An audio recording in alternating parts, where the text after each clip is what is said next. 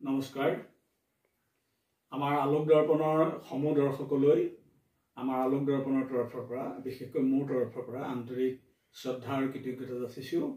এই যোৱা কেইদিনত আলোক দৰ্পণৰ দৰ্শকে আমাক বহুত মৰম কৰিছে, যিটো কথা মই হয়তো নকলে মোৰ ভুল হ'ব। মোৰ বহুত ভাল লাগিছে। আমাৰ আলোক দৰ্পণৰ দৰ্শকসকলে আমাৰ ভিডিঅ'বিলাক চাই যথেষ্ট তেখেতসকলৰ সঁহাৰি পাইছোঁ, ছাবস্ক্ৰাইব পাইছোঁ। এইখিনিতে বাকি সকলকো মই অনুৰোধ জনাব বিচাৰিছোঁ, যিসকলে এতিয়াও আমাৰ আলোক দৰ্পণ চেনেলটো এতিয়াও ছাবস্ক্ৰাইব কৰা নাই, তেখেতসকলক মই এবাৰ ছাবস্ক্ৰাইব কৰি দিবৰ কাৰণে অনুৰোধ জনাইছোঁ। লগতে আপোনালোকৰ মাজলৈ আহিছোঁ এটা বিশেষ কথা ক'বৰ কাৰণে আজি, যে মই আজি কেইদিনমানৰ আগতে আমাৰ অসমীয়া সংস্কৃতিৰ অসমীয়া সমাজৰ সাজপাৰৰ ওপৰত ধুতি কেনেকৈ পিন্ধিব লাগে ইয়াৰ ওপৰত এটা মই ইতিমধ্যে ভিডিঅ' কৰিছিলোঁ, যিটো আপোনালোকে বহুতেই ভিডিঅ'টো চাইছে, বহুত অধিক সংখ্যক দৰ্শকে ভিডিঅ'টো চাইছে। গতিকে মই সেই সকললৈ আকৌ এবাৰ মোৰ তৰফৰ পৰা ধন্যবাদ যাচিছোঁ। এতিয়া আচল কথালৈ আহোঁ। আজি আমি আপোনালোকৰ আগত দেখুৱাব বিচাৰিছোঁ আমাৰ অসমৰ গামোচা, যিটো হ'ল আমাৰ অসমীয়া জাতিৰ স্বাভিমান, আমাৰ অসমীয়া জাতিৰ পৰিচয়। গামোচা ধৰ্মীয় অনুষ্ঠান, আমাৰ সামাজিক সাংস্কৃতিক সকলো অনুষ্ঠানত গামোচাখনৰ অবিহনে আমাৰ কোনো কাৰ্যসূচী আমি ৰূপায়ণ কৰিব নোৱাৰোঁ। গতিকে এই গামোচাখনৰ ওপৰত মোৰ কিছু কথা ৰাইজক ক'বলৈ মন গৈছে। মই আৰম্ভ কৰিম। হয়তো মোৰ ক'ৰবাত ভুল ত্ৰুটি হ'ব পাৰে, আপোনালোকে ভুল ত্ৰুটি হ'লেও শুধৰাই ল'ব, মোক শুধৰণি দিব। আমাৰ নিজৰ মাত্ৰ অভিজ্ঞতাৰ তৰফৰ পৰা আমি গামোচাৰ ওপৰত কেইটামান কথা ক'ম। যে প্ৰথমতে আহোঁ, গামোচা ইতিমধ্যে GI টেগ পাইছে, সেইটো আমি সকলোৱে জানো। ভৌগোলিকভাৱে আমাৰ গামোচাখনে গোটেই ভাৰততে নহয়, অসমতে নহয়, বিশ্বতে এটা স্বীকৃতি পাইছে।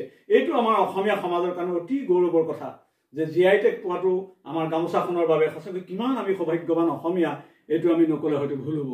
গতিকে এই সুযোগতে মই গামোচাখনৰ ওপৰত কিছু কথা আপোনালোকক ক'বলৈ যাওঁ, যে আমি এতিয়া গামোচা বুলিলে কি বুজোঁ।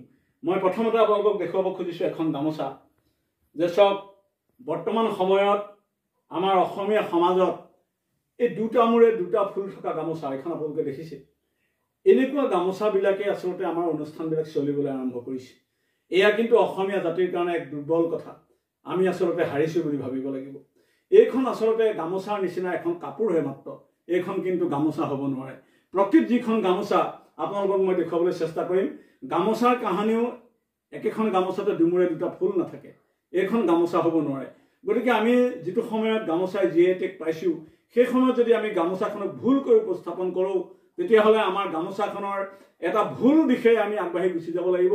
গামোচানো প্ৰকৃত কোনখন, আচলতে আমি গোটেই ভাৰতবৰ্ষৰ মানুহক বা বিশ্বৰ মানুহক আমি কথাটো ভুলকৈ কোৱা হ'ব। গতিকে মই শুদ্ধ ৰূপত গামোচাখন আপোনালোকক দেখুৱাবলৈ চেষ্টা কৰিম। আমি দেখোন আপোনালোকে দেখিছে মই লৈ আছোঁ এখন গামোচা। অলপ আজিকালি গামোচা উন্নত হৈছে, এইটো এটা বেলেগ কথা, কিন্তু গামোচা বুলিলে এটা মূৰে এটা ফুল আৰু এফালে আঁচু থাকিব লাগে। ইয়াৰ অৰ্থটো হ'ল গামোচাখনৰ এই ফুলটোক আমি প্ৰকৃতি স্বৰূপ বুলি কওঁ। আৰু আমাৰ হিন্দু সমাজৰ এটা বিশেষ কথা আছে, আমাৰ প্ৰকৃতি অৰ্থাৎ আমাৰ তিৰোতাগৰাকী সদায় আমাৰ বাওঁহাতে থাকে। গতিকে আমি সেইকাৰণে আমি গামোচাখনক প্ৰকৃতি ৰূপে ধৰি আমাৰ গামোচাখনৰ ফুলটো আমি বাওঁহাতে লওঁ আৰু আঁচুটো আমি সোঁহাতে লওঁ। মানে এই হাতে পুৰুষ, এই হাতে প্ৰকৃতি। এই হ'ল আমাৰ গামোচাখনৰ এটা বিশেষ কথা। আচলতে আমাৰ যিখন আগতে আমাৰ একদম প্ৰথম গামোচা বুলিলে আমি এইটো বুজি পাম। এইখন এখন আপোনালোকক মই গামোচা দেখুৱাইছোঁ। চব একদম সহজ গামোচা, এখন সামান্য গামোচা, চিম্পুল গামোচা। এই গামোচাখনৰ মূৰত এটা ফুল আছে মাত্ৰ, দেখিছেনে? গতিকে আৰু এইফালে আঁচু আছে। এই গামোচাখন হয়তো দেখিবলৈ বেয়া বা পুৰণা হৈছে, কিন্তু আমি নতুনকৈ যদি গামোচা এখন প্ৰস্তুত কৰিম, এনেকৈ যদি আমি গামোচা এখন প্ৰস্তুত কৰোঁ, নিশ্চয় আমাৰ প্ৰকৃত গামোচাখনৰ আমাৰ মৰ্যাদা ৰক্ষা হ'ব। তাৰ ভিতৰতে আমি গামোচা আজিকালি যুগৰ পৰিৱৰ্তন, আমি গামোচাবিলাক উন্নত কৰিছোঁ, উন্নত কৰিবই লাগিব। যিহেতু বৰ্তমান আধুনিকতাৰ ধামখুমীয়াত আমি জনসমাজ বহুত দৌৰি আছোঁ, আমি দৌৰি থাকিম। গতিকে আমি আধুনিক কৰিবলৈ যাওঁতে কিন্তু আমি নিজৰ কৃষ্টি সংস্কৃতি হেৰুৱাই পেলালে নহ'ব। এতিয়া আমি আধুনিক ৰূপত এখন গামোচা আমি আপোনালোকক দেখুৱাব খুজিছোঁ। মোৰ নিজৰ ঘৰৰ গৃহিণীয়ে এখন গামোচা প্ৰস্তুত কৰিছে আধুনিক ৰূপত। চাওক এইখন আধুনিক গামোচা, কিন্তু এই গামোচাখনত এটা ফুলে আমি দি ৰাখিছোঁ, এটা মূৰে, দুটা মূৰত আমি ফুল কৰা নাই। গামোচাখনৰ প্ৰকৃত মৰ্যাদাটো আমি ৰক্ষা কৰিবলৈ চেষ্টা কৰিছোঁ। এই ক্ষেত্ৰত আমাৰ গৃহৰ গৃহিণীগৰাকীয়ে এই গামোচা প্ৰস্তুত কৰে আৰু এই ক্ষেত্ৰত মই তেখেতক দিহা পৰামৰ্শ দিওঁ। এতিয়া মই অন্য এটা কথালৈ আহোঁ, যে গামোচা যদি আমি প্ৰকৃত গামোচাখন জীয়াই ৰাখিব লাগে, আমি কি কৰিব লাগিব? মই এটা পৰামৰ্শ দিব খুজিছোঁ আমাৰ অসমৰ যিবিলাক অনুষ্ঠান প্ৰতিষ্ঠান বিভিন্ন ধৰ্মীয় অনুষ্ঠান সাংস্কৃতিক অনুষ্ঠান সামাজিক অনুষ্ঠানে যিকোনো অনুষ্ঠান আৰম্ভ কৰিবলৈ যাওঁতে সম্বৰ্ধনা অনুষ্ঠানত গামোচা ব্যৱহাৰ কৰে এইটো এটা গতানুগতিক কথা হৈছে গতিকে এই গতানুগতিক কথাবিলাকত গামোচা ব্যৱহাৰ কৰিবলৈ যাওঁতে আমি দেখোঁ এই দুটা ফুলৰ গামোচাখন কিনা গামোচাখন আনি আমাৰ অসমৰ বাহিৰত নিৰ্মাণ কৰা এই গামোচাখন আনি সম্বৰ্ধনা অনুষ্ঠান পতা হৈছে এয়াই কিন্তু অসমীয়া জাতিৰ অস্তিত্ব কিন্তু মুঠেই ৰক্ষা কৰা নাই বহুত ডাঙৰ ডাঙৰ মানুহৰ কান্ধত বহুত আগশাৰীৰ মানুহৰ কান্ধত এনেকুৱা গামোচাবিলাক আমি পিন্ধাই দিছোঁ আৰু আমি আগশাৰীৰ মানুহে এই অনুষ্ঠানবিলাকৰ আয়োজন কৰি আমি গামোচাখনক প্ৰকৃত ৰূপত আমি প্ৰদৰ্শন কৰিব পৰা নাই গতিকে আমি গামোচাখনৰ সৎ ব্যৱহাৰ বিচাৰিম এইখন গামোচা যাতে আমি বৰ্জন কৰোঁ তাৰ কাৰণে মই অসমৰ ভাৰতবৰ্ষৰ প্ৰতিজন জনসাধাৰণলৈ মই অনুৰোধ জনাইছোঁ আপোনালোকে এই গামোচাখন ত্যাগ কৰক আমাৰ প্ৰকৃত গামোচাখন আপোনালোকে উদ্ধাৰ কৰক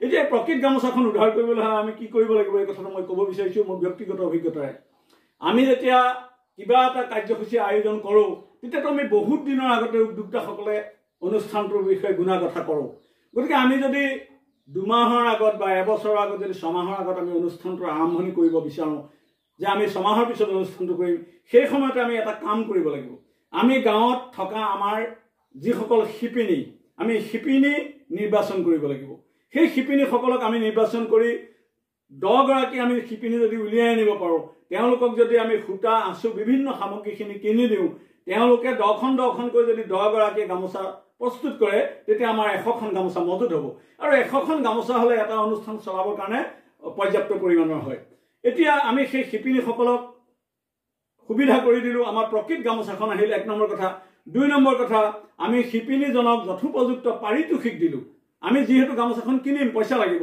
গতিকে সেই পইচাটো আমি শিপিনীসকলক দি দিওঁ তেতিয়া শিপিনীসকল উপকৃত হ'ব তাৰপিছত আমি ৰাজহুৱাভাৱে য'ত আমি সেই অনুষ্ঠানটো আয়োজন কৰিম তাত আমি সেই 10 গৰাকী শিপিনীক ৰাজহুৱাভাৱে সম্বৰ্ধনা জনাওঁ তেওঁলোকক আমি স্বীকৃতি দিওঁ যে এইসকল শিপিনীয়ে আমাৰ প্ৰকৃত অসমীয়া সমাজৰ গামোচাখন প্ৰস্তুত কৰি দিছে কথাটো চাওকচোন কিমান ভাল লগা হ'ব আমাৰ প্ৰকৃত গামোচাখন উদ্ধাৰ হ'ব আমাৰ থলুৱা শিপিনীসকলক স্বীকৃতি দিয়া হ'ব তেওঁলোকে এটা পাৰিতোষিক পাব গতিকে মই ৰাইজক অনুৰোধ জনাইছোঁ যিসকলে আমাৰ অসমত বিভিন্ন অনুষ্ঠান বিহু সন্মিলন ভাওনা বিভিন্ন কিবা কিবি ৰাস নৃত্য সত্ৰীয়া অনুষ্ঠান এই সকলো অনুষ্ঠানতে আমি প্ৰকৃত গামোচাখন ব্যৱহাৰ কৰিব পৰা নাই গতিকে প্ৰকৃত গামোচাখন যে আমি ব্যৱহাৰ কৰিব পাৰোঁ তাৰ কাৰণে মই সকলোলৈকে মই কাটৰ অনুৰোধ জনাইছোঁ আমি গামোচাখনৰ ক্ষেত্ৰত এই নীতিটো আমি পালন কৰোঁ নেকি তেতিয়া নিশ্চয় আমি অসমীয়া সমাজ আৰু এডোপ আগুৱাই যাব পাৰিম এইখিনিতে মই এটা চমুকৈ এটা কথা কৈ থ'ব বিচাৰিছোঁ মই মোৰ ভিডিঅ'টো সামৰিব বিচাৰিছোঁ